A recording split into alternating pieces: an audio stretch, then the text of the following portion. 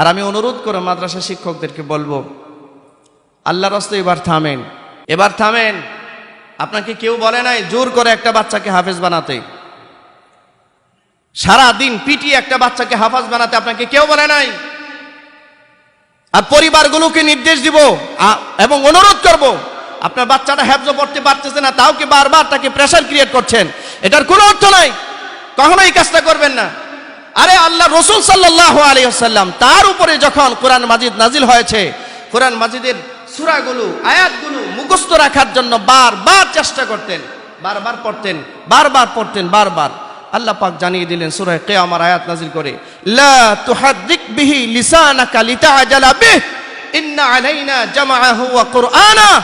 ও নবী, কোরআন মাজিদ মুখস্থ করার জন্য নিজের উপরে জোর খাটায়েন না, নিজে বারবার বলতে যায়েন না।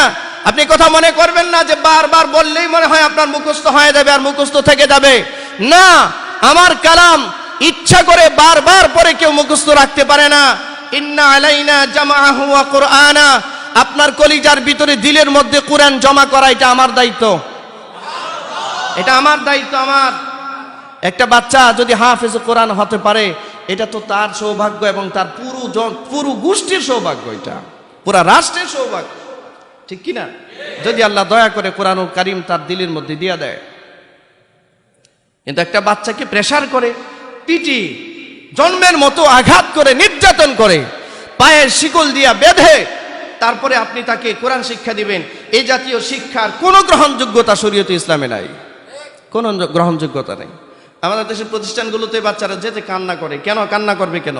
বহির্বিশ্বের প্রতিষ্ঠানগুলোতে তো বাচ্চারা স্কুল কলেজ বন্ধ দিলে, প্রতিষ্ঠান বন্ধ দিলে বাচ্চারা কাঁদে, কারণ প্রতিষ্ঠানের শিক্ষকরা এত আদর করে বাচ্চাদেরকে, এতটা মহব্বত করে ভালোবাসে যে বাচ্চারা চায় না যে তার প্রতিষ্ঠান বন্ধ হোক, ঠিক না?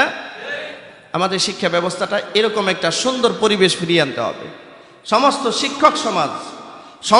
শিক্ষক সমাজ এটাকে অ্যানালাইসিস করতে হবে, এটাকে রিয়েলাইজ করতে হবে। এটা কি স্কুলের শিক্ষক বলেন কি মাদ্রাসার শিক্ষক বলেন, সবার এটা করতে হবে। আল্লাহ বোঝার তৌফিক দান করুন, আর অপপ্রচার থেকে আমাদেরকে বিরত থাকবার তৌফিক দান করুন। বিষয়টা একটু বোঝার চেষ্টা করবেন।